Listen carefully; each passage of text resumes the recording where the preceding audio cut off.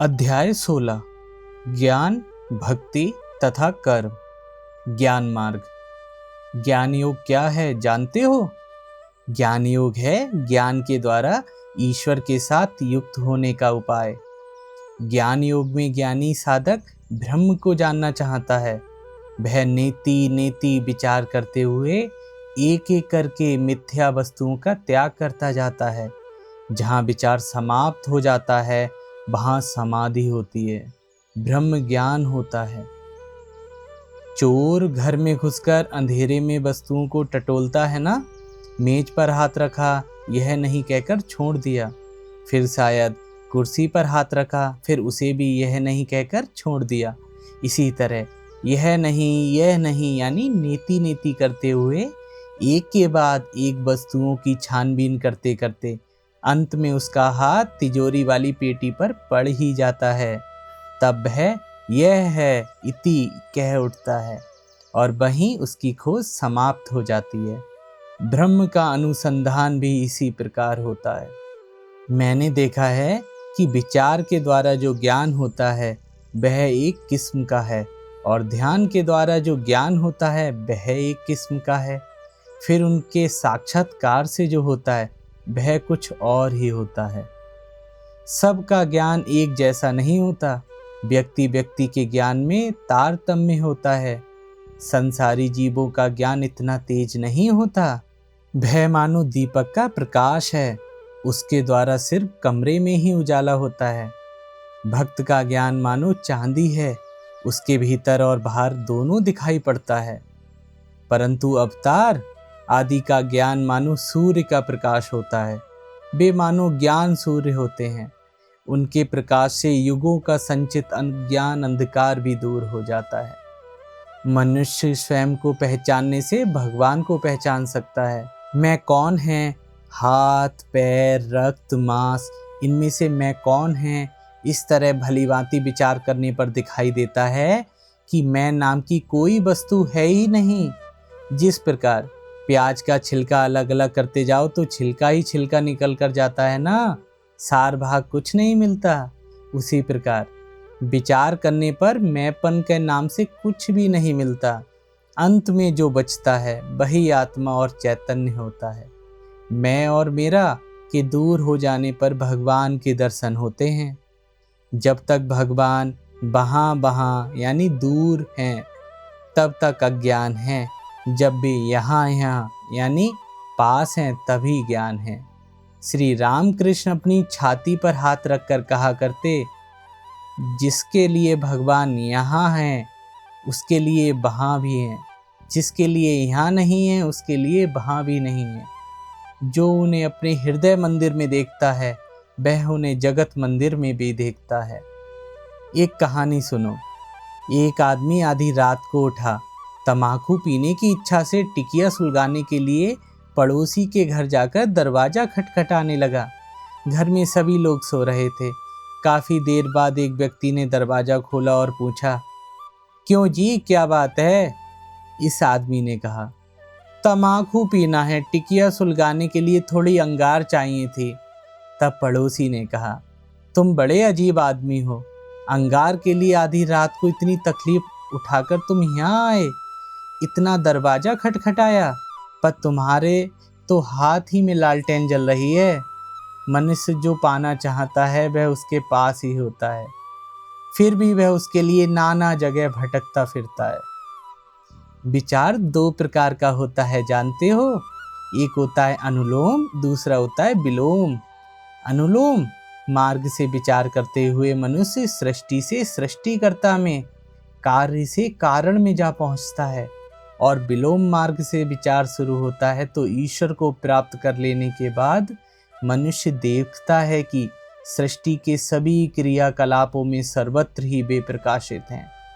एक है विश्लेषणात्मक और दूसरा है संश्लेषणात्मक, नीति नेति और इति इति। पहला मानो केले के स्तंभ के खोलों को निकालते निकालते मांझे तक आ पहुंचना है और दूसरा मांझे पर एक के बाद एक खोल की परतें चढ़ाते हुए स्तंभ तक आना। ज्ञान एकत्व की ओर ले जाता है और अज्ञान नानत्व की ओर। श्री रामकृष्ण एक युवक भक्त के एक समय वेदांत शास्त्रों के अध्ययन में अत्यधिक निमग्न हो गए थे। एक दिन उनसे भेंट होने पर श्री रामकृष्ण ने कहा, क्यों जी, सुना है तुम आजकल खूब वेदांत विचार में लगे हो। बहुत अच्छा, परंतु सभी विचार का उद्देश्य तो केवल यही है ना कि ब्रह्म सत्यम जगत मिथ्या, इस सिद्धांत पर पहुंचना, या कुछ और। युवक भक्त ने श्री रामकृष्ण के इस कथन का समर्थन किया। उनके इन शब्दों ने मानो वेदांत पर एक अभिनव प्रकाश डाला। सुनकर भक्त का मन विस्मय से भर गया। उन्होंने विचार किया, सचमुच हृदय में केवल इतनी ही धारणा हो गई हो तो संपूर्ण वेदांत का ही ज्ञान हो गया। श्री रामकृष्ण कहने लगे, श्रवण, मनन और निधिध्यासन, ब्रह्म सत्यम जगत मिथ्या, इस सत्य को पहले सुनना, फिर मनन कर यानी विचार करते हुए उसे मन में दृढ़ करना, इसके बाद निधिध्यासन अर्थात मिथ्या वस्तु जगत का त्याग कर सत्य वस्तु ब्रह्म के ध्यान में मग्न हो जाना, यही वेदांत साधना का क्रम है। परंतु इसके विपरीत अगर इस सत्य को सुना समझा पर मिथ्या वस्तुओं को त्यागने का प्रयास नहीं किया तो इसका क्या फायदा होगा जी। इस प्रकार का ज्ञान तो संसार आसक्त लोगों के ज्ञान की तरह है। ऐसे ज्ञान से वस्तु लाभ नहीं होता। पक्की धारणा चाहिए, त्याग चाहिए, तभी तो होगा। नहीं तो मुंह से तो कह रहे हो कांटा नहीं है, पर हाथ लगाते ही कांटा चुभता है और उफ कर उठते हो। मुंह से तो कह रहे हो जगत है ही नहीं, असत है, एकमात्र ब्रह्म ही है आदि, परंतु जैसे ही जगत के रूप रस आदि भोग विषय सामने आते हैं उन्हें सत्य मानकर बंधन में पड़ जाते हो। पंचवटी में एक बार एक साधु आया था। वह लोगों के सामने खूब वेदांत चर्चा करता था। एक दिन सुना कि किसी औरतों के साथ उसका अनैतिक संबंध हुआ है। फिर सोच के समय उस ओर जाते समय देखा कि वह बैठा हुआ है। मैंने कहा, क्यों जी, तुम इतनी वेदांत की बातें करते हो, पर यह सब क्या हो रहा है? वह बोला, उसमें क्या है, मैं तुम्हें समझा देता हूँ कि इसमें कोई दोष नहीं है। संसार जब 3 काल में झूठ ही है तब क्या केवल यही बात सच होगी? यह भी झूठ ही है। सुनकर मैं चिढ़कर बोला, तेरे ऐसे वेदांत ज्ञान पर मैं थूकता हूँ। यह सब संसारी विषय आसक्त लोगों का ज्ञान है, इसे ज्ञान नहीं कहा जा सकता। इस कलयुग में ज्ञान योग बहुत कठिन है। एक तो जीव अन्नगत प्राण है, यानी उसका जीवन पूरी तरह से अन्न पर ही निर्भर है, और दूसरे उसकी आयु भी बहुत कम है। फिर देहात्म बुद्धि किसी भी हालत में नहीं जाना चाहती। ज्ञानी का बोध तो यह होना चाहिए कि वह मैं हूँ, नित्य निर्विशेष। मैं देह नहीं हूँ, मैं शुदा तृष्णा नहीं हूँ, रोग शोक जन्म मृत्यु सुख दुख आदि सभी देह धर्मों से परे हूँ। अगर शोक रोग आदि शारीरिक धर्मों का बोध रहे तो फिर ज्ञान कैसा? इधर तो कांटा लगाकर हाथ कट गया, धर धर खून बह रहा है, तकलीफ हो रही है। उधर मुंह से कह रहा हूँ मेरे हाथ में कहाँ कांटा है, मुझे तो कुछ भी नहीं हुआ। सिर्फ इस तरह बकने से क्या होगा? पहले देहात्म बोध का कांटा काटो ज्ञान से, फिर वह जब जलकर खाक हो जाएगा तभी तो यह कह पाओगे। ज्ञान लाभ के अधिकारी बहुत कम होते हैं। गीता में कहा है ना, हजारों लोगों में से कोई एक जन ही उन्हें जानने की इच्छा रखता है। फिर जो उन्हें जानने की इच्छा रखते हैं, ऐसे हजारों लोगों में से कोई एक उन्हें जान पाता है। संसार के प्रति आसक्ति जितनी कम होगी, ज्ञान उतना ही बढ़ता है। ज्ञान योगी कहता है सोहम, परंतु जब तक देहात्म बुद्धि है तब तक यह सोहम का भाव हानिकारक है। इससे प्रगति नहीं होती, पतन ही होता है। ऐसा व्यक्ति स्वयं को और औरों को भी धोखा देता है। एक दिन रामचंद्र नाम का एक जटाजूटधारी ब्रह्मचारी दक्षिणेश्वर में श्री रामकृष्ण के दर्शन करने आया था। वहां बैठकर वह दूसरी कोई बातचीत न कर केवल शिवोहम करने लगा। श्री रामकृष्ण थोड़ी देर चुपचाप देखते रहे, फिर बोल उठे, सिर्फ शिवोहम करने से क्या होगा? जब उस सच्चिदानंद शिव का हृदय में ध्यान करते हुए अपने शिव स्वरूप का बोध होता है, तभी शिवोहम कहा जा सकता है। नहीं तो सिर्फ मुंह से यह रटने से क्या होगा। जब तक यह प्रत्यक्ष बोध नहीं होता तब तक सेव्य सेवक भाव भी उतना ही रहना अच्छा होगा। श्री रामकृष्ण के इस तरह से अनेक उपदेशों को सुनकर उस ब्रह्मचारी को सुधाई और वह अपना भ्रम समझ गया। जाते समय वह दीवार पर लिख गया, स्वामी के वचन से आज से रामचंद्र ब्रह्मचारी सेवक भाव को प्राप्त हुआ है। भक्ति मार्ग सादे कांच पर फोटो नहीं उतरती, परंतु कांच पर रसायन लगा होने से फोटो खिंचकर आ जाती है। इसी तरह हृदय में भक्ति रसायन लगा हो तो उस पर ईश्वरीय तत्व की छाप पड़ जाती है। भगवान के प्रति प्रेम अति दुर्लभ वस्तु है। सती स्त्री की अपने पति में जिस प्रकार की निष्ठा होती है, उसी प्रकार की निष्ठा यदि ईश्वर में हो तो भक्ति उदित हो सकती है। शुद्ध भक्ति प्राप्त होना बड़ा कठिन है। भक्ति में मन प्राण ईश्वर में विलीन हो जाते हैं। इसके बाद आता है भाव। भाव होने पर मनुष्य निर्विकार निशब्द हो जाता है। वायु स्थिर होकर अपने आप कुंभक हो जाता है। जैसे बंदूक चलाते समय बंदूक चलाने वाला बाक शून्य हो जाता है और उसका श्वास पर श्वास स्थिर हो जाता है। विषय आसक्ति जितनी कम होगी, ईश्वर के प्रति भक्ति उतनी ही अधिक होगी। यह सब संसारी उड़द की दाल के ग्राहक हैं। शुद्ध आधार ना हो तो ईश्वर के प्रति शुद्ध भक्ति नहीं होती। एक लक्ष्य नहीं होता, मन नाना दिशाओं में भटकता है। घोड़े की आंखों में दोनों ओर से आड़ लगाए बिना घोड़ा क्या कभी आगे बढ़ सकता है? रिपुओं को वश में लाए बिना क्या कभी ईश्वर प्राप्त हो सकते हैं? इसे विचार मार्ग ज्ञान योग कहते हैं। इस रास्ते से भी ईश्वर प्राप्ति होती है। ज्ञान मार्गी कहते हैं पहले चित्त शुद्ध होना चाहिए, पहले साधना चाहिए, तभी ज्ञान लाभ होता है। और एक मार्ग है भक्ति मार्ग। इस मार्ग से भी ही ईश्वर मिलते हैं। एक बार यदि ईश्वर के चरण कमलों में भक्ति हो जाए, उनका नाम लेने में आनंद आने लगे, तो फिर प्रयत्न पूर्वक इंद्रियां संयम करने की आवश्यकता ही कहाँ रह जाती है। वह तो रिपु अपने आप वश में आ जाती है। अगर किसी को पुत्र शोक हुआ हो तो क्या वह उस दिन किसी से झगड़ सकता है? या निमंत्रण पर भोजन करने कहीं जा सकता है? क्या उस दिन वह लोगों के सामने गर्व से कह सकता है या इंद्रिय सुख भोग सकता है? जो भक्ति भगवत प्रेम में मग्न हो गया, वह विषय सुख का चिंतन कर ही नहीं सकता। श्रीमती राधा जैसे जैसे श्री कृष्ण के निकट अग्रसर होती थी, वैसे वैसे उन्हें श्री कृष्ण की देह का सुगंध का अनुभव होता था। साधक ईश्वर के जितने समीप जाता है, उसमें उतनी ही भाव भक्ति का उदय होता है। नदी सागर के जितने निकट जाती है, उसमें ज्वार भाटा उतना ही अधिक दिखाई देने लगता है। एक बार श्री रामकृष्ण देव ने उपासना के प्रसंग में केशव तथा अन्य ब्रह्म अनुयायियों से कहा था, तुम लोग ईश्वर के संबंध में इतना क्यों अधिक कहते हो? क्या पुत्र अपने पिता के सम्मुख होकर बैठकर यही सोचा करता है कि मेरे बाबूजी के कितने मकान हैं, कितने घोड़े हैं, कितने गायें हैं, कितने बगीचे हैं? या पिताजी उसके कितने अपने हैं, वे उसे कितना प्यार करते हैं, यह सोचकर मुग्ध होता है? तुम ही बताओ। बाप अपने बेटे को खाने पहने को देते हैं, सुख चैन में रखते हैं, तो इसमें क्या खास बात है? हम लोग सभी उनकी संतान हैं, तब वे हमारे प्रति इस प्रकार का सदैव बर्ताव करेंगे ही। इसमें आश्चर्य कहाँ से? इसलिए जो यथार्थ भक्त होता है, वह इन सब बातों को ना सोचकर उनको अपना मानकर हट करता है, मान करता है, जोर के साथ उनसे कहता है, तुम्हें मेरी प्रार्थना सुननी ही पड़ेगी ठाकुर, मुझे दर्शन देने ही पड़ेंगे।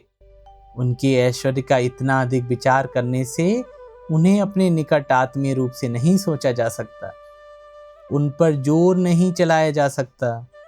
तब वे कितने महान हैं, हमसे कितने दूर हैं, इस तरह का भाव आता है। उन्हें खूब अपना मानो, तभी तो उन्हें पा सकोगे ना। किसी एक भाव को पक्का पकड़कर उसके सहारे ईश्वर को अपना बना लेना होगा, तभी ना उनके ऊपर जोर सल सकेगा। देखो ना, पहले जब नई पहचान होती थी तब लोग अपने आप कहा करते थे, पर अब ज्यों ही पहचान बढ़ी तब तुम शुरू हो जाता है। फिर और आप मुंह से नहीं निकलता और संबंध और अधिक घनिष्ठ हो जाता है। तो तुमसे भी काम नहीं चलता, तब तो तू पे आ जाते हैं ना। ईश्वर को अपने से भी अपना बना लेना होगा, तभी तो होगा ना जी। जैसे बदचलन औरत जब पहले पहल पराये पुरुष से प्रेम करने लगती है, तब कितना ही लुकाती छिपाती है ना, कितनी डरी सहमी सी और लजाती है।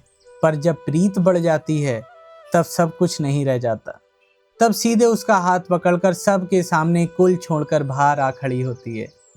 फिर यदि वह आदमी उसकी भली भांति देखभाल ना करे या उसे छोड़ देना चाहे, तो वह उसका गला पकड़कर खींच कर कहती है, तेरे लिए मैं घर बार छोड़कर रास्ते पर आ खड़ी हुई हूँ, अब तू मुझे खाने को रोटी देगा या नहीं, बोल। इसी प्रकार जिसने भगवान के लिए सब कुछ छोड़ दिया है, उनको अपना बना लिया है, वह उन पर जोर लगाकर कह सकता है, तेरे लिए मैंने सब कुछ छोड़ा, अब मुझे दर्शन देगा या नहीं, बता।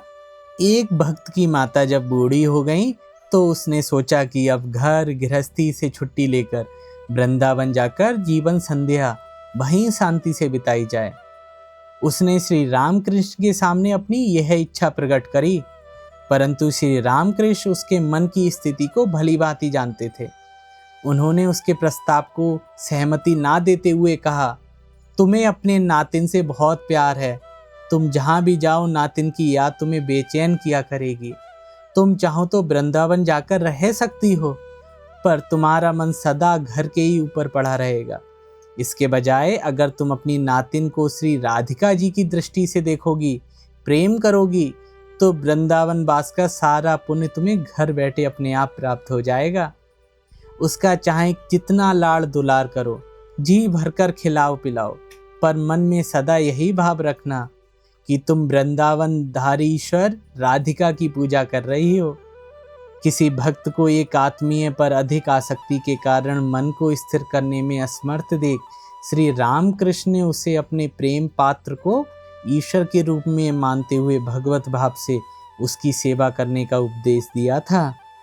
इस विषय को समझाते हुए कभी कभी श्री रामकृष्ण पंडित वैष्णव चरण के ऐसे ही दृष्टिकोण का उल्लेख करते हुए कहते थे, वैष्णव चरण कहता था, यदि अपने प्रेमास्पद को इष्ट देवता के रूप में देखा जाए, तो मन बड़ी सरलता से भगवान की ओर चला जाता है। एक भक्त ने प्रश्न किया, ठाकुर, क्या पहले विवेक विचार के द्वारा इंद्रियों को वशीभूत करने की आवश्यकता नहीं है? ठाकुर, हाँ, वह भी एक मार्ग है, उसे बोलते हैं विचार मार्ग। भक्ति मार्ग में इंद्रिय संयम अपने आप बड़ी सरलता से हो जाता है।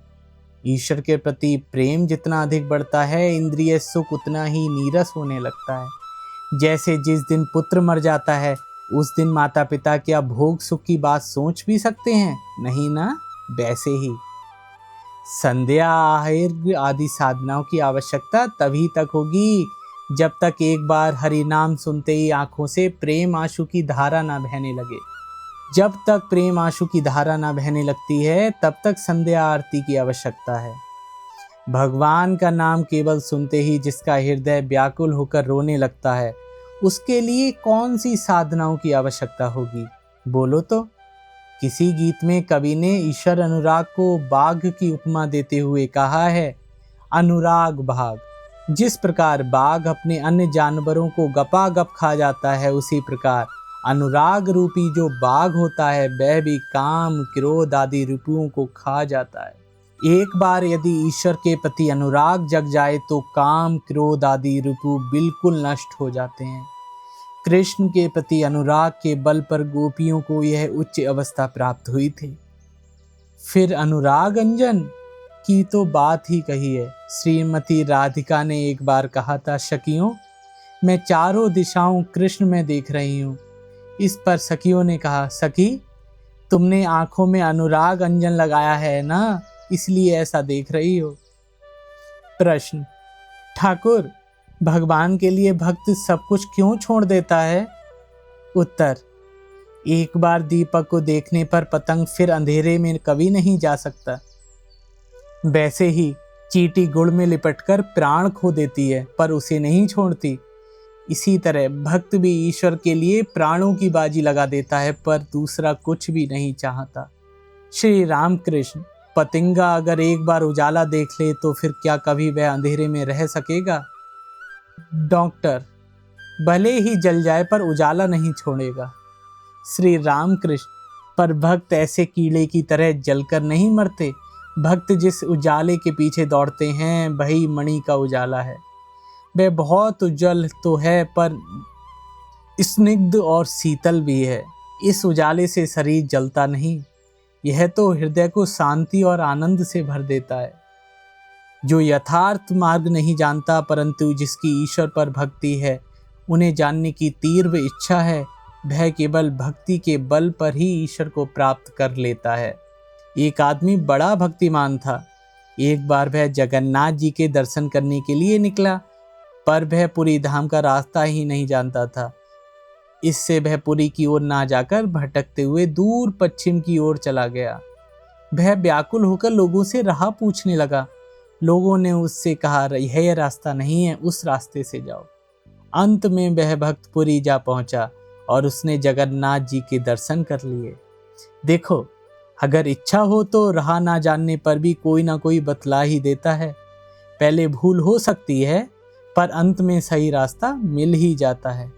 अनुराग हो तो विवेक, वैराग्य, जीवों के प्रति दया, साधु सेवा, सत्संग, ईश्वर की महिमा का गुणगान, सत्य वचन आदि सद्गुणों का उदय स्वयमेव होता है। ईश्वर दर्शन होने के कुछ निश्चित लक्षण होते हैं। यदि किसी में अनुराग जनित सद्गुणों को प्रकाशित होते देखो तो निश्चय जान लेना कि उसने ईश्वर दर्शन होने में उसे देर नहीं है। जिस प्रकार समुद्र के भीतर छिपा हुआ चुम्बक का पहाड़ अपने ऊपर से किसी भी जहाज के गुजरते ही उसे तुरंत खींच लेता है, उसके कल पुर्जे को ढीला कर पट्टियों को अलग अलग कर पानी में डुबो देता है, उसी प्रकार ईश्वर रूपी चुम्बक का आकर्षण होने पर वह मनुष्य के अहंकार और स्वार्थ से पूर्ण जीवन को क्षण भर में तोड़ मरोड़ कर ईश्वर के प्रेम सागर में डुबो देता है। प्रेम प्रतीति के 3 प्रकार होते हैं, समर्था, समंजसा और साधारणी। समर्था जानते हो कैसी होती है? यह प्रीति सबसे उच्च कोटि की होती है। इसमें प्रेम का केवल प्रेमास्पद का ही सुख चाहती है, इसके लिए चाहे वह स्वयं को कष्ट ही क्यों ना भोगना पड़े। जबकि समंजसा प्रीति मध्यम कोटि की, इसमें प्रेम का प्रेमास्पद के सुख के साथ स्वयं का भी सुख चाहती है। और साधारणी प्रीति सबसे निम्न कोटि की होती है, इसमें वह केवल अपना ही सुख चाहती है, प्रेमास्पद के सुख दुख की कोई उसे परवाह नहीं। जिस प्रकार संसारियों के बीच सत्व, रज, तम ये 3 गुण पाए जाते हैं, उसी प्रकार भक्ति में भी सत्व, रज और तम तीनों गुण हैं। जिसमें सात्विक भक्ति होती है वह ध्यान भजन एकांत में अत्यंत गुप्त रूप से करता है। शायद वह मच्छरदानी के अंदर ही ध्यान करता है। सबको लगता है कि यह सोया हुआ है, रात को नींद इसकी नहीं हो पाई है, इसी से उठने में इसे देर हो रही है। देह के लिए इतना ही ख्याल रहता है कि किसी तरह पेट भर जाए, साग भात मिल जाए, बहुत हो गया। उसमें किसी बात का आडंबर नहीं होता, ना खाने पीने का, ना पोशाक का, घर में साज सजावट का जमघट भी नहीं। ऐसा भक्त धन के लिए कभी किसी की खुशामद नहीं करेगा। जिसमें राजसिक भक्ति होगी वह खूब तिलक चंदन लगाकर रुद्राक्ष की माला पहनेगा। माला में जगह जगह पर सोने के मन के लगे होंगे। जब पूजा करेगा तो कोसों का वस्त्र पहनेगा, बड़े ठाठ से पूजा करेगा। जिसमें तामसिक भक्ति है उसका विश्वास ज्वलंत होता है। जिस प्रकार डकैत जबरदस्ती धन छीन लेता है, उसी प्रकार वह भी भगवान पर जोर जबरदस्ती करता है। कहता है, क्या मैं भगवान का नाम लिया फिर भी मुझ में पाप है? मैं उनकी संतान हूँ, उनके ऐश्वर्य का अधिकारी हूँ। उसमें ऐसा तेज होता है। प्रश्न, भक्ति का तामसिक रूप क्या है ठाकुर? ऊंचे स्वर से जय काली कहते हुए पागल हो जाना, या हरि बोल चिल्लाते हुए दोनों हाथ उठाकर पागलों की तरह नाचना, यही भक्ति का तम रूप है। इस कलयुग में ऐसी उग्र तामसी भक्ति ही अधिक लाभदायक होगी। मध्य मध्यम जप ध्यान की बजाय इस तरह की तीव्र भक्ति से अधिक शीघ्र फल मिलता है। भक्ति की आंधी से ईश्वर के दुर्ग का प्राचीर टूट फूट जाता है। चित्त शुद्धि के लिए साधना का क्रम इस प्रकार का होता है। पहला साधु संग, दूसरा ईश्वरीय विषयों में श्रद्धा रखना, तीसरा आदर्श के प्रति निष्ठा, चौथा ईश्वर पर भक्ति प्रेम, और पांचवा भाव या ईश्वर में तन्मयता, और छठा महाभाव। जब भाव परिपक्व हो जाता है तब महाभाव हो जाता है। महाभाव में भक्त उन्मत्त की तरह कभी हंसता है कभी रोता है। वह देह बोध के परे चला जाता है। उसे शरीर की सुध नहीं रहती। वह अवस्था साधारण जीवों को नहीं होती, अवतार और महापुरुषों की होती है। सातवां प्रेम, भगवत भक्ति की सर्वोच्च अवस्था। यह महाभाव के बाद ही आती है।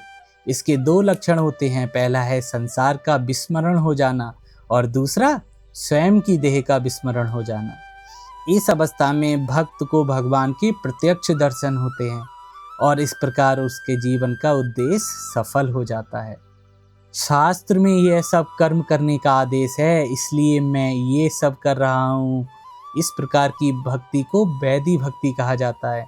और एक किस्म की भक्ति होती है राग भक्ति।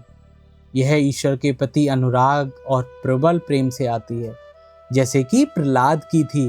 वह भक्ति यदि आ जाए तो फिर वैदिक कर्मों की क्या आवश्यकता रह जाती है।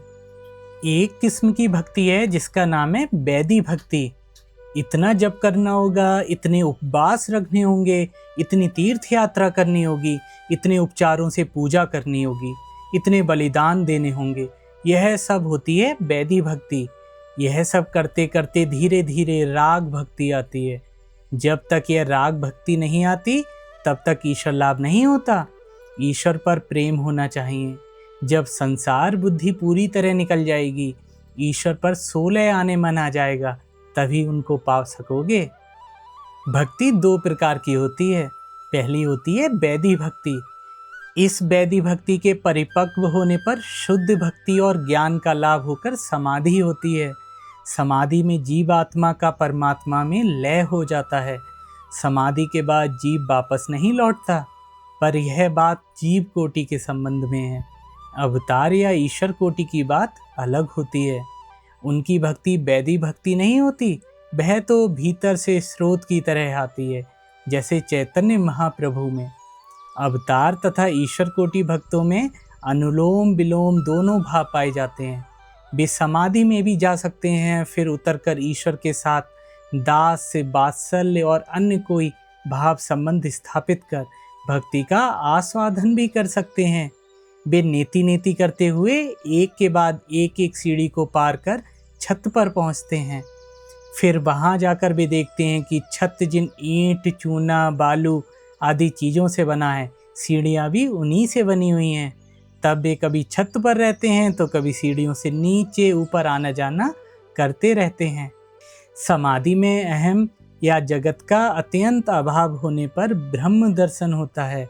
तब दिखाई देता है कि ब्रह्म ही जीव जगत सब कुछ हुआ है।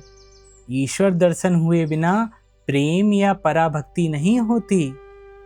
फारसी किताबों में चमड़ी के भीतर मांस है, मांस के भीतर हड्डी, हड्डी के भीतर मज्जा है, फिर और भी बहुत कुछ है। इन सब के भीतर प्रेम है। प्रेम के उत्पन्न हो जाने से मानो सच्चिदानंद को बांधने की डोर मिल जाती है। उन्हें देखने की इच्छा हुई कि डोर को पकड़कर खींचा, जब पुकारो तब पाओगे। भक्ति के परिपक्व होने पर भाव होता है। भाव में साधक सच्चिदानंद में मग्न होकर निर्विकार निस्पंद हो जाता है। इस भाव के भी परिपक्व होने पर महाभाव होता है। भाव मानो कच्चा आम है और प्रेम पका हुआ। नरक यातना के भय से भगवान की पूजा प्रार्थना करना, यह पहले पहले तो ठीक है, परंतु कोई कोई पाप से बचने की भावना को ही पूरे जीवन का धर्म समझ बैठे। वे भूल जाते हैं कि ये धर्म जीवन की प्रारंभिक अवस्था होती है, निम्न स्तर की बात है। इससे उच्च आदर्श है कि ईश्वर को अपने माता पिता की तरह प्रेम करना। पराभक्ति क्या है जानते हो? पराभक्ति में साधक ईश्वर को अपने परम आत्मीय की तरह देखता है। जैसे श्री कृष्ण के प्रति गोपियों की भक्ति इसी प्रकार की थी, बिल्कुल पराभक्ति जैसी। वे कृष्ण को गोपीनाथ कहती थी, जगन्नाथ नहीं। भक्त ईश्वर से प्रेम तो करता है, पर क्यों करता है यह नहीं जानता। इसी को कहते हैं अहेतु की भक्ति। यह यदि एक बार मिल जाए तो फिर कुछ भी बाकी नहीं रह जाता। ऐसा भक्त यही प्रार्थना करता है कि हे प्रभु, मैं धन मान देह सुख कुछ भी नहीं चाहता, मुझे केवल तुम्हारे पाद पद्मों में शुद्ध भक्ति दे दो।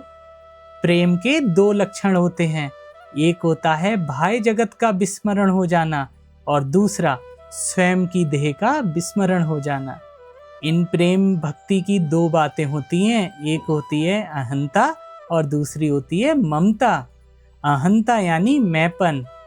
जैसे यशोदा सोचा करती, अगर मैं ना देखूं तो गोपाल की ओर कौन देखेगा, ऐसे में गोपाल बीमार पड़ जाएगा। कृष्ण के विषय में यशोदा को ईश्वर बोध नहीं था। और ममता यानी मेरापन, मेरा गोपाल, यह भाव। उद्धव ने यशोदा से कहा था, मैया तुम्हारे कृष्ण साक्षात भगवान हैं, वे जगत चिंतामणि हैं, वे साधारण नहीं हैं। इस पर यशोदा बोली, अजी मैं तुम्हारे चिंतामणि की बात नहीं करती, मैं पूछ रही हूँ कि मेरा गोपाल कैसा है। चिंतामणि नहीं, मेरा गोपाल, मेरा लाडला। प्रेम भक्ति बहुत कम लोगों को होती है। चैतन्य देव की तरह अवतारी अथवा उच्च अधिकार संपन्न ईश्वर कोटि के महापुरुषों के लिए ही यह संभव हो पाता है।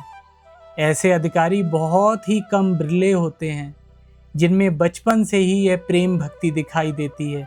वे प्रहलाद की तरह होते हैं, बचपन से ईश्वर के लिए व्याकुल होकर रोते से रहते हैं। वे नित्य सिद्ध होते हैं। राधा कृष्ण अवतार थे, इस बात पर कोई विश्वास रखे या ना रखे इसमें कोई फर्क नहीं पड़ता। ईश्वर के नर रूप धारण कर अवतार लेने पर कोई विश्वास रखे या ना रखे, परंतु ईश्वर के प्रति तीव्र अनुराग के लिए सभी को प्रयास करना चाहिए। यह अनुराग अत्यंत आवश्यक है। भक्त श्री माँ से गोपियों के इस ईश्वर अनुराग के बारे में चर्चा करते हुए श्री रामकृष्ण ने कहा था, उनकी व्याकुलता कैसी अद्भुत थी। तमाल वृक्ष को देखते ही वे प्रेम उन्माद में निस्पंद हो गईं, क्योंकि तमाल के कृष्ण वर्ण को देखकर ही उन्हें श्री कृष्ण का उद्दीपन हो गया था। श्री गौरांग का भी यही हाल होता था। वन को देखकर वे उसे वृंदावन समझ बैठते थे। ओह, यदि किसी को इस प्रेम का एक कण भी मिल जाए, कितना प्रेम था। गोपियों का प्रेम केवल किनारे तक ही नहीं भरा था, वह तो पूरा भरकर बाहर छलकता भी था। गोपियों की निष्ठा कितनी अपूर्व थी। मथुरा जाकर द्वारपाल से कितनी मिन्नतें करने के बाद वे सभा में प्रवेश कर पाई थीं, परंतु द्वारपाल की सहायता से सभा में जाकर जब उन्होंने राजवेश में साफा बांधे हुए श्री कृष्ण को देखा तो उन्होंने सर नीचा कर लिया और आपस में फुसफुसाने लगीं, भला ये पगड़ी वाला कौन है जी? इसके साथ बातचीत कर अंत में हम क्यों द्विचारणी बनेंगे? हमारे वे पीत वसन और मोर मुकुट धारण करने वाले त्राण वल्लभ मोहन कहाँ हैं? बताओ, कितनी अद्भुत निष्ठा थी। गोपियों की भक्ति प्रेम भक्ति होती है, अव्यभिचारिणी भक्ति निष्ठा भक्ति होती है। व्यभिचारिणी भक्ति किसे कहते हैं जानते हो? वह है ज्ञान मिश्र भक्ति। जैसे श्री कृष्ण ही सब कुछ बने हैं, वे ही परब्रह्म हैं, वे ही राम हैं, वे ही शिव हैं और वे ही शक्ति भी हैं, परंतु प्रेम भक्ति में यह ज्ञान मिश्रित नहीं है। द्वारका में आकर जानते हो हनुमान ने क्या कहा था? सीताराम के दर्शन करूंगा। भगवान कृष्ण ने रुक्मणी से कहा, तुम सीता बनकर बैठ जाओ, नहीं तो हनुमान के हाथों से छुटकारा नहीं मिल पाएगा। पांडवों ने जब राजसूय यज्ञ किया था तो सारे राजा युधिष्ठिर को सिंहासन पर बैठाकर प्रणाम कर रहे थे। तब विभीषण बोले, मैं एक नारायण को ही प्रणाम करूंगा और किसी को नहीं। तब भगवान श्री कृष्ण स्वयं युधिष्ठिर को भूमिष्ठ हो प्रणाम करने लगे। तब तो विभीषण ने भी राज मुकुट सहित साष्टांग होकर युधिष्ठिर को प्रणाम किया था। ईश्वर विरह की ज्वाला साधारण नहीं होती। कहते हैं जब रूप सनातन को यह अवस्था होती है तब वे जिस पेड़ के नीचे होते हैं उसके पत्ते तक झुलस जाते हैं। श्री चैतन्य के 2 प्रमुख शिष्य थे। इन्होंने ही वृंदावन में प्रसिद्ध गोविंद जी के मंदिर की प्रतिष्ठा की थी। मैं इस अवस्था में 3 दिन तक बेहोश पड़ा रहा था, हिल डुल भी नहीं पाता था, एक जगह पड़ा हुआ था। होश लौट आने पर ब्राह्मणी, वही ब्राह्मणी साधिका जिन्होंने मुझे तंत्र साधना करवाई थी, मुझे पकड़कर स्नान करवाने ले जाती थी, परंतु हाथों से मेरे तप्त शरीर को स्पर्श ही नहीं कर पाती थी। मेरे शरीर पर मोटी चादर ढककर उस पर से मुझे पकड़कर ब्राह्मणी ले गई थी। देह पर जो मिट्टी लगी थी वह तो झुलस सी गई थी। जब वह अवस्था आती है तब ऐसा लगता है कि मानो कोई रीढ़ की हड्डी के बीच से हलचल चल रहा हो। प्राण निकल गए कहकर चिल्लाता था, पर उसके बाद अत्यंत आनंद होता था। महाभाव अति उच्च ईश्वरीय भाव होता है। वह देह और मन में उथल फुथल मचा देता है, मानो छोटी सी झोपड़ी में एक बड़ा हाथी घुस पड़ा हो। इससे झोपड़ी में उथल फुथल मच जाती है, अक्सर झोपड़ियाँ टूट फूट भी जाती हैं। शुद्ध ज्ञान तथा शुद्ध भक्ति दोनों एक ही हैं। एक ही ईश्वर को वेदांतवादी ब्रह्म कहते हैं, योगी आत्मा कहते हैं और भक्त भगवान कहते हैं। एक ही ब्राह्मण जब पूजा करता है तो पुजारी कहलाता है, जब रसोई बनाता है तो रसोइया। सर्वोच्च ज्ञान क्या है जानते हो? ज्ञानी कहता है, हे प्रभु, समस्त संसार में तुम ही एकमात्र करता हो। मैं तुम्हारे हाथों का एक क्षुद्र यंत्र हूँ। मेरा कुछ भी नहीं है, सब कुछ तुम्हारा है। मैं स्वयं, मेरा परिवार, मेरा धन, मेरे गुण, मेरे अवगुण, सब कुछ तुम्हारा हुआ। एक भक्त, यह कैसे जाना जाए ठाकुर कि संसार आश्रम में रहते हुए भी अमुक व्यक्ति को ज्ञान प्राप्त हुआ है? श्री रामकृष्ण, जब एक बार हरिनाम सुनते ही किसी के नेत्रों में प्रेम आंसू बहने लगे और देह में रोमांच सा आ जाए तो अवश्य जानना कि उसे ज्ञान प्राप्त हो चुका है। एक पौराणिक कथा सुनो जिसमें ज्ञान और भक्ति का सुंदर समन्वय भी दिखाई देता है। एक बार भगवान श्री रामचंद्र ने भक्त हनुमान से पूछा, हनुमान, तुम मुझे किस दृष्टि से देखते हो? हनुमान जी बोले, राम, जब मुझे मैं का बोध होता है तब मैं देखता हूँ कि तुम पूर्ण हो, मैं अंश हूँ, तुम प्रभु हो, मैं दास हूँ। और राम, जब मुझ में तत्व ज्ञान उदित होता है तब देखता हूँ कि तुम मैं हो और मैं तुम हूँ। तालाब के जल पर छाई हुई काई को हटा देने पर वे फिर आकर जल पर छा जाती है ना, पर यदि उन्हें हटाकर बांस के घेरे बांध दिए जाएं तो फिर वे नहीं आ पाएगी। इसी प्रकार माया को हटा देने से वह फिर आ खड़ी होती है, परंतु यदि उसे हटाकर ज्ञान भक्ति का घेरा बांध दिया जाए तो वह नहीं आ पाती। तभी भगवान प्रकाशित होते हैं। अद्वैत ज्ञान सर्वश्रेष्ठ है, परंतु शुरू में ईश्वर को सेव्य सेवक भाव से, उपास्य उपासक भाव से आराधना करनी चाहिए। यह सबसे सहज पथ होता है। इसी से आगे चलकर सरलता आती है और फिर उसी से अद्वैत ज्ञान प्राप्त होता है। यद्यपि अद्वैत ज्ञान ही सर्वोच्च महाज्ञान है, फिर भी साधक को शुरू में उपास्य उपासक भाव, यानी ईश्वर उपास्य हैं और मैं उनका उपासक हूँ, यह भाव लेकर साधना करनी चाहिए।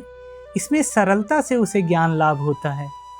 पंचभूतों के फंदे में पड़कर ब्रह्म भी रोते हैं।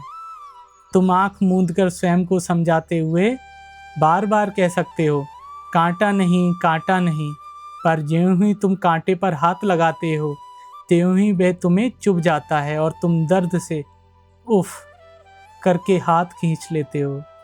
तुम मन को कितना भी क्यों ना समझाओ कि तुम्हारे जन्म नहीं, मृत्यु नहीं, पाप नहीं, पुण्य नहीं, शोक नहीं, दुख नहीं, क्षुधा नहीं, तृष्णा नहीं, तुम जन्म रहित हो, निर्विकार हो, सच्चिदानंद स्वरूप आत्मा हो, परंतु ज्यों ही रोग होकर देह अस्वस्थ होगी, ज्यों ही मन संसार में काम कांचन के आपात सुख के भुलावे में पड़कर कोई कुकर्म कर बैठेगा, त्यों ही मोह यातना दुख आड़े आ जाती है। वे तुम्हारे सारे विवेक विचार को भुलाकर तुम्हें बेचैन कर देती है। इसलिए कहता हूँ, यह जान लो कि ईश्वर की कृपा हुए बिना, माया के द्वार छोड़े बिना किसी को आत्मज्ञान नहीं होगा, दुख कष्टों का अंत नहीं होगा। सुना नहीं, दुर्गा सप्तशती में भी कहा गया है, जब तक जगजननी महामाया पथ के विघ्नों को हटा ना दे तब तक कुछ नहीं होगा।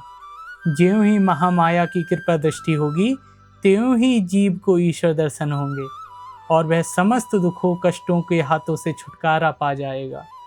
नहीं तो लाख विचार कर लो, कुछ भी नहीं होगा।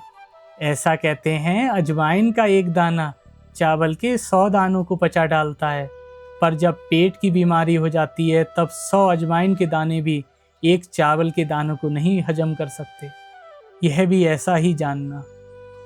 ज्ञान योगी निर्गुण निराकार निर्विशेष ब्रह्म को जानना चाहते हो, परंतु इस युग के लिए भक्ति योग ही सहज मार्ग है।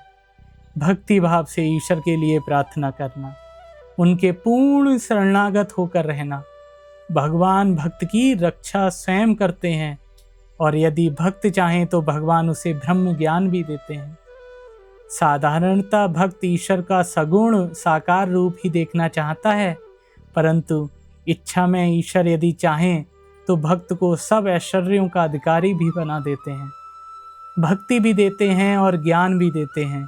उसे भाव समाधि के रूप में दर्शन भी देते हैं और निर्विकल्प समाधि में निर्गुण स्वरूप में दर्शन भी देते हैं। अगर कोई किसी तरह एक बार कलकत्ता आ पहुँचे तो उसे वहाँ का प्रसिद्ध किले का मैदान, मानूमेंट, अजायब घर सभी कुछ दिख सकता है ना। वैसे ही प्रश्न, क्या भक्त को कभी भगवान के साथ अद्वैत भाव प्राप्त होना संभव है ठाकुर? यदि हो तो किस प्रकार होगा? ठाकुर, जीव को ईश्वर के साथ अभेद भाव प्राप्त होना संभव है। उस अवस्था में सोहम कह सकता है। जैसे घर का बहुत पुराना नौकर परिवार के सदस्यों में ही गिना जाने लगता है ना, वैसे ही। और मालिक किसी दिन उसके किसी कार्य को देखकर उस पर अत्यंत प्रसन्न हो, उसका हाथ पकड़कर अपनी गद्दी पर बिठाते हुए सबसे कह देता है, आज से इसमें और मुझ में कोई अंतर नहीं रहा। यह जो है वह मैं हूँ और मैं जो हूँ वह यह है। मेरे हुक्म की तरह इसका भी हुक्म तुम सबको मानना होगा। जो इसके हुक्म को नहीं मानेगा उसे सजा मिलेगी। नौकर के लाश से साकुचने पर भी मालिक जबरदस्ती उसे बैठाता है। जीव का सोहम भाव भी इसी प्रकार का है। बहुत समय तक उसकी सेवा और वंदना से प्रसन्न हो ईश्वर उसे अपने समान विभूति संपन्न बना अपने आसन पर बैठा ही लेते हैं। साधारणतः भक्त ब्रह्म ज्ञान नहीं चाहता, वह ईश्वर के साकार रूप के ही दर्शन करना चाहता है। जगजननी, काली या श्री कृष्ण कहो, श्री चैतन्य आदि अवतारों के रूप में ही उसे भाते हैं। वह नहीं चाहता कि समाधि में मैंपन पूर्ण नाश हो जाए। इतना मैंपन वह बनाए रखना चाहता है जिसके द्वारा भगवान के साकार रूप के दर्शन का आनंद लुटा सके। वह चीनी खाना चाहता है, स्वयं चीनी नहीं बनना चाहता। मेरी माँ जगन माता ने कह दिया है, वही वेदांत का ब्रह्म है। जीव के कच्चे मैं को पूरी तरह नष्ट कर उसे ब्रह्म ज्ञान देने की शक्ति उसी में है। माँ की इच्छा हुई तो तुम या तो विचार मार्ग से ब्रह्म ज्ञान लाभ कर सकते हो या फिर भक्ति मार्ग से। भक्ति मार्ग का सार है ज्ञान भक्ति के लिए व्याकुल होकर निरंतर प्रार्थना करना, माँ के चरणों में आत्मनिवेदन करना। इस तरह पहले माँ के शरण जाओ, मेरी बात पर विश्वास रखो। यदि तुम हृदय से पुकारोगे तो माँ अवश्य ही तुम्हारी पुकार सुनेगी, तुम्हारी इच्छा पूर्ण करेगी। फिर यदि तुम उसके निर्गुण निराकार स्वरूप का दर्शन करना चाहते हो तो उसी से प्रार्थना करना। सर्वशक्ति स्वरूपणी जगन माता की कृपा से तुम समाधि में ब्रह्म ज्ञान लाभ कर सकते हो। साधक दो प्रकार के होते हैं। एक प्रकार के साधक का स्वभाव बंदर के बच्चे की तरह होता है और दूसरे उसका स्वभाव बिल्ली के बच्चे की तरह। बंदर का बच्चा स्वयं अपनी माँ को पकड़े हुए उससे लिपटा रहता है, पर बिल्ली का बच्चा स्वयं माँ को नहीं पकड़ता, माँ उसे पकड़ती है।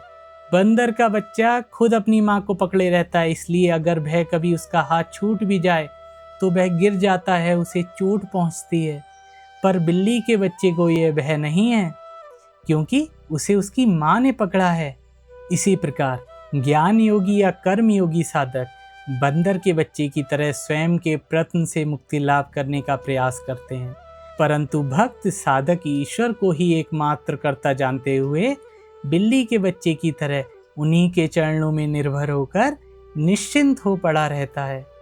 ज्ञानी कहता है सोहम, मैं ही वह शुद्ध आत्मा हूँ, परंतु भक्त कहता है आह, यह सब उनकी महिमा है, यह सब कुछ मैं हूँ, यह सब कुछ तुम हो, तुम स्वामी हो, मैं सेवक हूँ।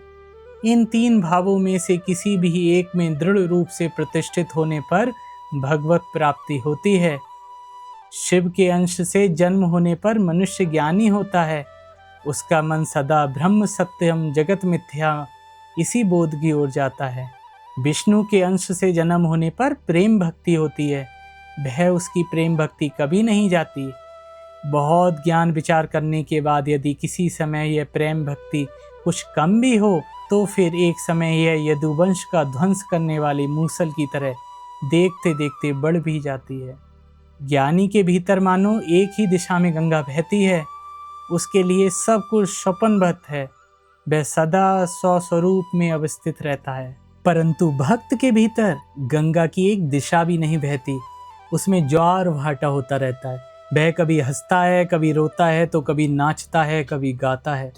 भक्त भगवान के साथ विलास करना चाहता है, वह उस आनंद सागर में कभी तैरता है, कभी डूबता है, कभी उतरता है। जैसे पानी पे बर्फ का टुकड़ा कभी डूब जाता है, कभी ऊपर आ जाता है। पुराणों के मतानुसार भक्त एक है और भगवान एक। मैं एक है, तुम एक। देह मानो एक घट है, इस देह रूपी घट में मन बुद्धि अहंकार रूपी जल रखा है। ब्रह्म मानो सूर्य स्वरूप है, वह इस जल में प्रतिबिंबित हो रहा है। इसी से भक्त विविध ईश्वरीय रूपों के दर्शन करता है। वेदांत के मतानुसार ब्रह्म ही वस्तु है और सब माया स्वप्नवत अवस्तु है, स्वप्नवत अवस्तु है। सच्चिदानंद सागर पर मानो अहम रूपी लाठी पड़ी हुई है, यदि उस अहम रूपी लाठी को हटा लिया जाए तो एक अविरक्त समुद्र रह जाता है। पर उस लाठी के रहते समुद्र के दो भाग ही दिखाई देंगे, लाठी के इस ओर और एक उस ओर। ब्रह्म ज्ञान होने से मनुष्य समाधिस्थ हो जाता है, उस समय यह अहम मिट सा जाता है। वेदांत मत के अनुसार जागृत अवस्था भी मिथ्या ही है। नारद आदि आचार्य ज्ञान लाभ करने के बाद भी लोक कल्याण के लिए भक्ति लेकर रहते हैं। श्री रामकृष्ण भक्ति चंद्र है और ज्ञान सूर्य। सुना है एकदम उत्तर में और दक्षिण में समुद्र है, वहाँ इतनी ठंड है कि जगह जगह पर पानी जमकर बर्फ की चट्टानें बन जाती हैं, उस पर से जहाज नहीं चल पाते, वहाँ जाकर अटक से जाते हैं। भक्त, क्या भक्ति पथ में मनुष्य अटक जाता है? श्री रामकृष्ण हाँ, अटक जाता है सही, पर उससे हानि नहीं होती, कारण उस सच्चिदानंद सागर का ही जल जमकर बर्फ बना है। यदि तुम और भी विचार करना चाहो, यदि ब्रह्म सत्य है जगत मिथ्या, यह विचार करो तो उसमें भी नुकसान नहीं होगा। ज्ञान सूर्य के प्रभाव से बर्फ पिघल जाती है और केवल सच्चिदानंद सागर ही रह जाता है। ज्ञान मानो पुरुष है और भक्ति मानो नारी। ज्ञान भगवान के बैठक खाने तक जा सकता है, परंतु भक्ति उनके अंतःपुर में भी प्रवेश कर सकती है। एक बार एक ज्ञानी और एक भक्त साधक किसी वन में से होकर गुजर रहे थे। राह में उन्हें एक बाघ दिखाई दिया। ज्ञानी ने कहा, भागने की कोई जरूरत नहीं, सर्वशक्तिमान परमेश्वर अवश्य ही हमारी रक्षा करेंगे। पर भक्त बोला, नहीं भाई, चलो भाग जाएं। जो काम हम स्वयं कर सकते हैं उसके लिए भगवान के लिए क्यों कष्ट दें। कर्म योग यानी कर्म के द्वारा ईश्वर का साथ योग, अनासक्त होकर किया जाने वाला प्राणायाम, ध्यान, धारणा, समाधि, अष्टांग योग या राजयोग भी कर्म योग ही तो है। संसारी लोग अगर अनासक्त होकर ईश्वर पर भक्ति रखकर उन्हें फल समर्पण करते हुए संसार के कर्म करें तो वह भी कर्मयोग होगा। फिर ईश्वर को फल समर्पण करते हुए पूजा जप आदि करना भी कर्मयोग ही है। ईश्वर लाभ ही कर्मयोग का उद्देश्य होता है। सत्वगुणी व्यक्ति का कर्म स्वभावतः ही छूट जाता है, प्रयत्न करने पर वह कर्म नहीं कर पाता। जैसे गृहस्थी में बहू के गर्भवती हो जाने पर सास उसके धीरे धीरे कामकाज घटाती जाती है ना, और जैसे ही उसके बच्चा पैदा होता है तब तो केवल बच्चे की देखभाल के सिवा और कोई काम उसका नहीं रह जाता। जो सत्वगुणी नहीं है उन्हें संसार के सभी कर्तव्यों का पालन करना चाहिए। उन्हें ईश्वर के चरणों में अपना सब कुछ समर्पण कर कर संसार में धनी व्यक्ति के घर की दासी की तरह रहना चाहिए। यही कर्म योग है। जितना संभव हो ईश्वर का ध्यान करो, नाम जप करो, उन पर निर्भर रहकर अनासक्त भाव से अपने कर्तव्यों का पालन करो। यही कर्म योग का रहस्य है। भगवान को तुम एक गुना जो कुछ अर्पित करोगे उसका 1000 गुना पाओगे। इसीलिए कहता हूँ, सब कार्य करने के बाद जलांजलि दी जाती है ना, श्री कृष्ण को फल समर्पण किया जाता है। युधिष्ठिर जब सब पाप श्री कृष्ण को अर्पण करने जा रहे थे तब भीम ने उन्हें सावधान करते हुए कहा था, ऐसा मत करो भाई, कृष्ण को जो कुछ अर्पण करोगे उसके 1000 गुना तुम्हें प्राप्त होगा। विशेषकर इस कलयुग में अनासक्त होकर कर्म करना बहुत ही ज़्यादा कठिन है। इसलिए इस युग के लिए कर्म योग, ज्ञान योग आदि की अपेक्षा भक्ति योग ही सबसे अच्छा है। परंतु कर्म कोई नहीं छोड़ सकता। मानसिक क्रियाएं भी कर्म हैं। मैं विचार कर रहा हूँ, मैं ध्यान कर रहा हूँ, यह भी तो कर्म है। प्रेम भक्ति के द्वारा कर्म मार्ग सहज हो जाता है। बस ईश्वर पर प्रेम भक्ति बढ़ाने से कर्म कम हो जाता है और कर्म रहता है उसे उनकी कृपा से अनासक्त होकर किया जाता है। भक्ति लाभ होने पर विषय कर्म, धन, मान, यश आदि अच्छे नहीं लगते। मिश्री का शरबत पीने के बाद क्या गुड़ का शरबत भला कौन पीना चाहेगा, तुम ही बोलो। ईश्वर में भक्ति हुए बिना कर्म बालू की भांति की तरह निराधार होता है। पहले भक्ति के लिए प्रयास करो, फिर तुम चाहो तो ये सब स्कूल, दवा खाने आदि सब बना लेना। पहले भक्ति कर लो, फिर कर्म करना। भक्ति के बिना कैसे कर्म करोगे, वो तो सब व्यर्थ ही होंगे। इस कलयुग के लिए नारदीय भक्ति ही श्रेयस्कर है। शास्त्रों में जिन सब कर्मों का विधान है उन्हें करने की आजकल फुर्सत ही कितने लोगों को है। होने से पहले ही रोगी ठंडा हो जाता है। आजकल के बुखार में 10 मूल काढ़ा नहीं चलता, उस काढ़े का असर होने के पहले ही रोगी ठंडा हो जाता है। अब तो फीवर मिक्सचर के दिन है भाई। भक्त कर्म के भार के कारण भगवान में मन नहीं लगाया जा सकता ठाकुर। श्री राम कृष्ण, हाँ यह ठीक है, परंतु ज्ञानी अनासक्त होकर काम कर सकता है। इस कारण उस पर कर्म का परिणाम नहीं होता। यदि तुम हार्दिक भाव से यह चाहो तो भगवान तुम्हारी सहायता करेंगे और धीरे धीरे तुम्हारा कर्म बंधन भी दूर हो जाएगा। एक बार श्री रामकृष्ण ने ईश्वर चंद्र विद्यासागर से कहा था, तुम्हारा कर्म सात्विक कर्म है। तुम दया से प्रेरित होकर परोपकार के कर्म करते हो। यह सत्व गुण की प्रेरणा है। अगर यह दया, दक्षिण, दान आदि भक्ति सहित निष्काम की होकर किया जा सके तो इससे ईश्वर लाभ भी हो सकता है। क्या केवल ध्यान के समय ही ईश्वर का चिंतन करना चाहिए और दूसरे समय उन्हें भूले रहना चाहिए? मन का कुछ अंश सदा ईश्वर में लगा रहना चाहिए।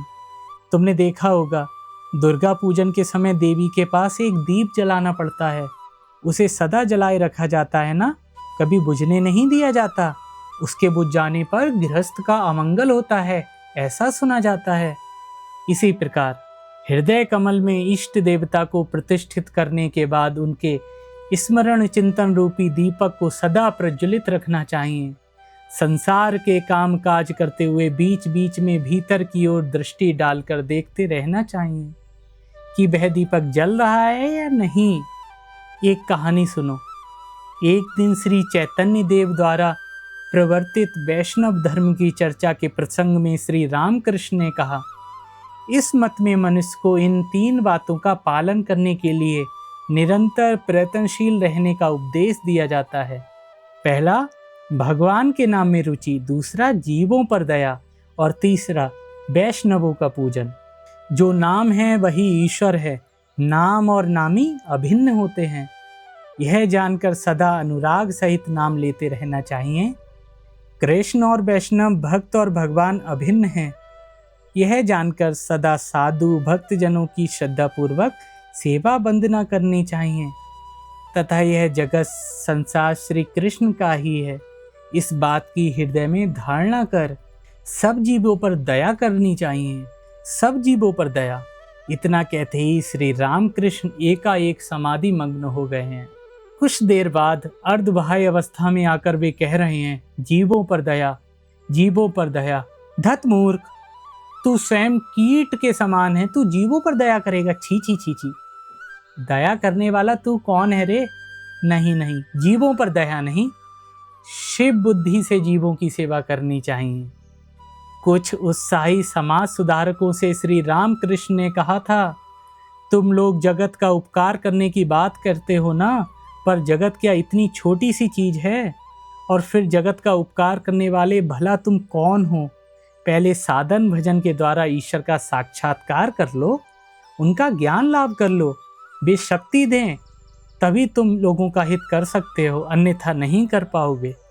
एक भक्त, महाराज, जब तक उनकी प्राप्ति ना हो तब तक क्या सारा कर्म त्याग दें? श्री रामकृष्ण, नहीं नहीं, कर्म त्याग क्यों दोगे? ईश्वर का चिंतन करो, उनका नाम गुणगान करो, उपासना करो, आदि नित्य कर्म करो, यह सब करते रहो। भक्त, और सांसारिक कर्म, विषय कर्म कब करेंगे ठाकुर? श्री रामकृष्ण, हाँ, उन्हें भी किया करो। संसार यात्रा के समय जितना आवश्यक हो उतना ही, परंतु साथ ही निर्जन में रोते हुए प्रभु से प्रार्थना भी करना, ताकि कर्म निष्काम भाव से हो सके। तुम्हारे लिए कर्म का त्याग करना संभव नहीं हो पाएगा। तुम्हारी इच्छा हो या ना हो, तुम्हारा स्वभाव तुमसे कर्म करवाएगा ही। इसलिए कहता हूँ, अनासक्त होकर कर्म करना। अनासक्त होकर कर्म करने से ईश्वर लाभ होता है। अनासक्त होकर कर्म करना अर्थात कर्म फल की आकांक्षा न रखना। ईश्वर लाभ जीवन का उद्देश्य है, ये सदैव ध्यान रखना। निष्काम कर्म उसका उपाय है। निष्काम कर्म एक उपाय है, उद्देश्य नहीं, ये ध्यान रखना। जीवन का उद्देश्य है ईश्वर लाभ। कर्म आदि कांड है, वह उद्देश्य नहीं है। कर्म को जीवन का सर्वस्व मत समझ बैठना। ईश्वर से भक्ति के लिए प्रार्थना करना। यदि सौभाग्यवश भगवान तुम्हारे सामने प्रकट हो जाएं, तो क्या तुम उनसे अस्पताल, दवाखाने, कुएं, तालाब, रास्ते, धर्मशालाएं, इन्हीं सब के लिए प्रार्थना करोगे? छी छी छी छी। ये सब चीजें तभी तक सत्य होंगी जब तक तुम्हें भगवान के दर्शन नहीं होते। एक बार उनके दर्शन हो जाएं तो यह सब स्वप्न के समान अनित्य हैं। तब साधक उनके केवल ज्ञान और भक्ति की ही प्रार्थना करेगा। श्री रामकृष्ण, शंभू मलिक ने लोकहित के लिए अस्पताल, दवाखाने, स्कूल, रास्ते, तालाब आदि बनवाने की बात कही थी। मैंने कहा, सामने जो काम आ पड़े हैं, जिसके किए बिना चल नहीं सकता, ऐसे काम को निष्काम भाव से करना। जानबूझकर स्वयं को अधिक अधिक कामों में मत उलझाना। इससे मनुष्य ईश्वर को भूल जाता है, यह सदैव ध्यान रखना भाई। यदि किसी में शुद्ध सत्व गुण का उदय हो जाए तो वह सदा केवल ईश्वर चिंतन ही करेगा और उसे कुछ ना भाएगा। किसी किसी को प्रारब्धवश जन्म से ही शुद्ध सत्व गुण प्राप्त होता है। कामना शून्य होकर कर्म करते का प्रयत्न करते हुए अंत में शुद्ध सत्वगुण प्राप्त हो जाता है। रजो मिश्रित सत्वगुण के रहने पर धीरे धीरे मन नाना दिशाओं में जाने लगता है। इससे मैं जगत का उपकार करूंगा, इस प्रकार का अभिमान आ जुटता है।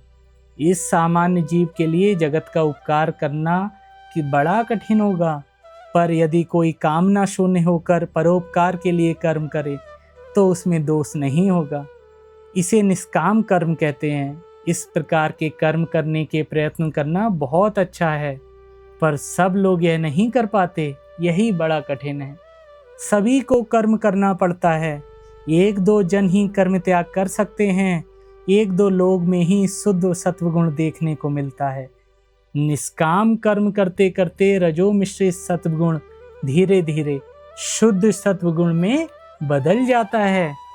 शुद्ध सत्व के आते ही उनकी कृपा से ईश्वर लाभ होता है। भाई, साधारण आदमी शुद्ध सत्व की अवस्था को नहीं समझ पाता। ईश्वर के प्रति प्रेम उत्पन्न करने पर कर्म त्याग अपने आप हो जाता है। ईश्वर जिन लोगों से कर्म करवा रहे हैं उन्हें करने दो। जिनका समय आ गया है वे सब छोड़ देंगे। मन हृदय में विराजमान माँ को तू देख और मैं देखूं और कोई ना देखे, यही बोले। संध्या गायत्री में लीन होती है, गायत्री प्रवण में और प्रवण समाधि में। इस प्रकार संध्या आदि कर्म का समाधि में लय हो जाता है। जब तक सच्चिदानंद में मन लीन न हो जाए तब तक उन्हें पुकारना और संसार के सारे काम काज करते चले जाना। उनमें मन तल्लीन हो जाने पर कोई काम करने की फिर आवश्यकता नहीं रह जाएगी। जैसे मानो कोई कीर्तन कर रहा है, निताई अमार माता हाथी, मतलब मेरा नित्यानंद मतवाला हाथी है। पहले जब वह गाना शुरू होता है तब गीत के शब्द, राग, ताल, मान, लय सभी बातों पर ध्यान रखते हुए सही ढंग से गाता है। फिर जब गीत के भाव में उसका मन थोड़ा मग्न हो जाता है तब वह सिर्फ माता हाथी, हाथी माता, माता हाथी, हाथी माता, बस यही कहता जाता है।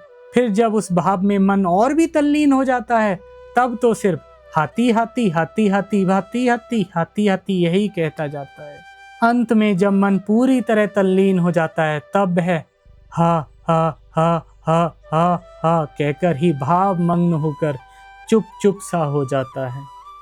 इसीलिए कहता हूँ, शुरू में कर्म की बड़ी चहल पहल रहेगी, परंतु तुम ईश्वर की ओर जितना ही अग्रसर होगे उतना ही तुम्हारा कर्म कम हो जाएगा। अंत में सर्व कर्म त्याग होकर तुम्हें समाधि हो जाएगी। समाधि होने के बाद प्रायः देह नहीं टिका करती।